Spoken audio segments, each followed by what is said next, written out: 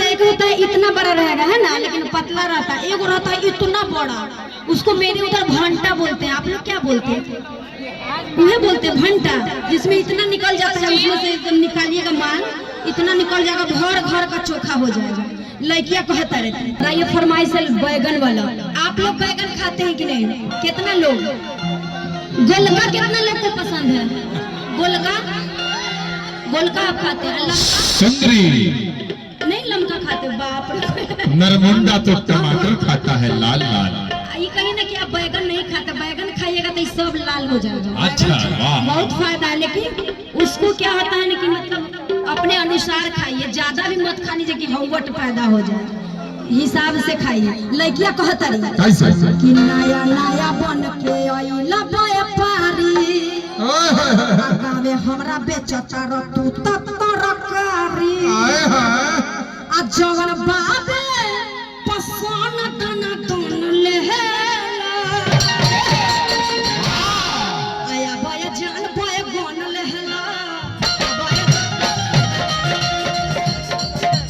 जो जो आया जान बाया गन लेहेला, आया जान बाया गन लेहेला, नया नया बन के आइला व्यापारी, नया नया बन के आइला व्यापारी, हमरा बेचता र तू तरकारी, आ जवन बाबे पसंद तना दोन लेहेला, आया बाया जान बाया गन लेहेला,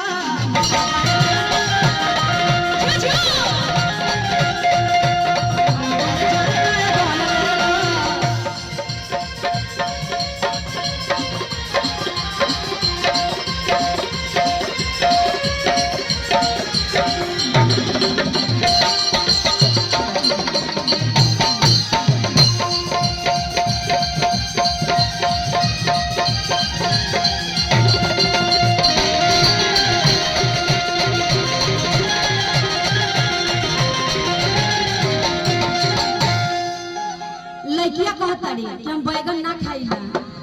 अरे कि हमरा के कहले ई सकुलिया में सोरज, आ एकरा के खइला से होला एलर्जी। अरे हमरा के कहले ई सकुलिया में सोरज, एकरा के खइला से होला एलर्जी।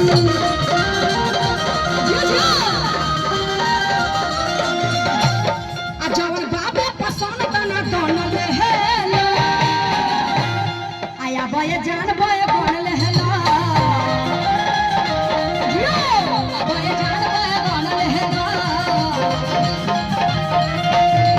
बाया जान बाया गन लेहेला, बाया जान बाया गन लेहेला।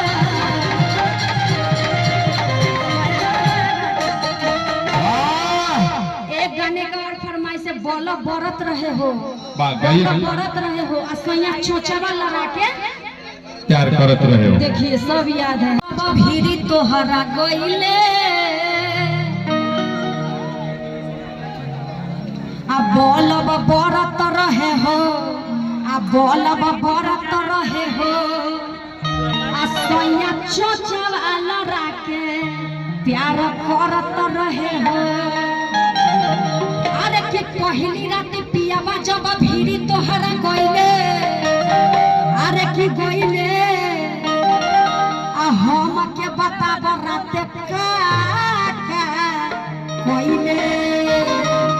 तो लड़किया कहतारी आ बोलब बरत रहे हो, आ बोलब बरत रहे हो। मुन्ना जी थोड़ा सा आप यहाँ आ जाइए, क्योंकि हम सब कलाकारों के लिए बहुत सारा यहाँ पे कैमरे भी लगे हुए हैं, तो आपके सुदर्शन मूर्ति का दर्शन होना जरूरी है। देखिए वो सुंदर सा एक हीरो है, उजर का शर्ट वाले, कैमरा भी सुंदर, लड़का सब भी सुंदर है। बाप रे, सब लड़का सब सुंदर है, कैमरा वाला सब। बाप रे, तनी बल्ब बार अंतरा, बल्ब तनी बार चाहे हेलो जी बार दो।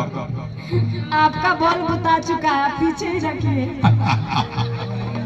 सुंदर, अति सुंदर, इतनी कन्याओं को देखकर नरमुंडा प्रसन्न हुआ। नरमुंडा जी फिल्म के गुंडा लास्ट में ही आते हैं, आप लास्ट में आइएगा, गुंडा कर दी कीजिएगा। हाँ, लड़कियां कहता है कैसे? अरे की पहली रात पियावा जब भीरी तहरा गइले आ हम के बताब रात का कइले गइले हाँ। लइके दोसर की लइके कहतारी का आ बोलब बरत रहे हो देखा अरविंद भैया बोलब बरत रहे हो आ सैया चचा वाला के प्यार कर सैया चचा वाला के प्यार करत रहे हो आज हमारा बाबूजी के तुम्हें के शांति मिली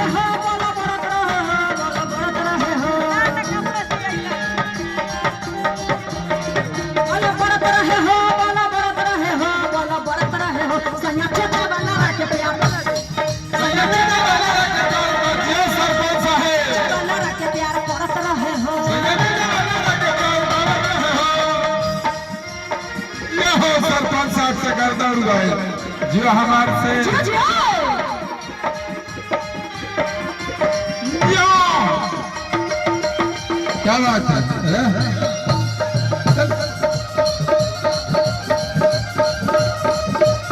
मोना भैया या!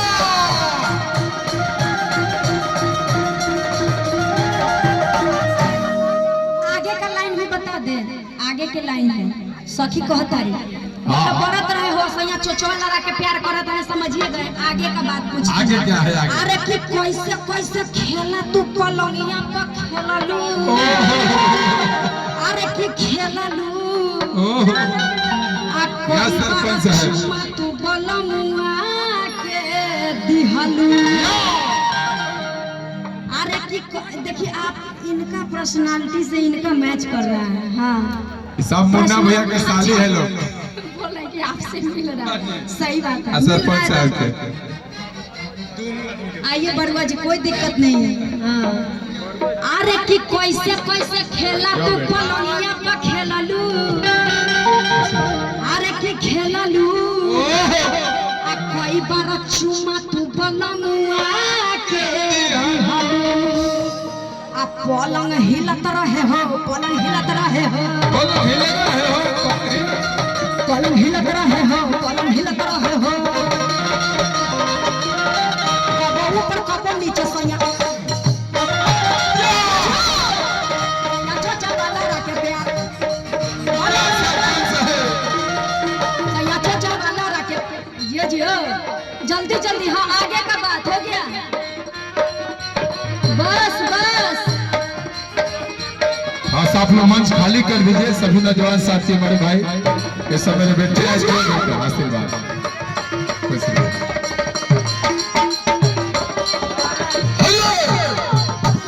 जिया ITI के मालिक जिया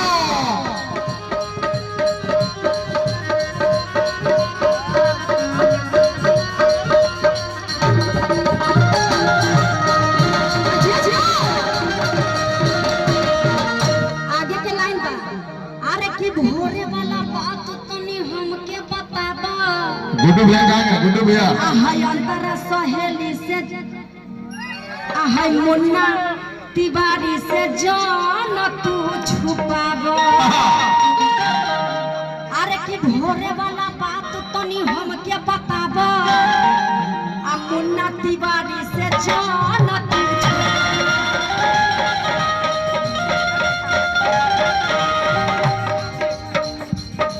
आ पलंग हिलत रहे हो पलंग हिलत रहे हो पलंग हिलत रहे हो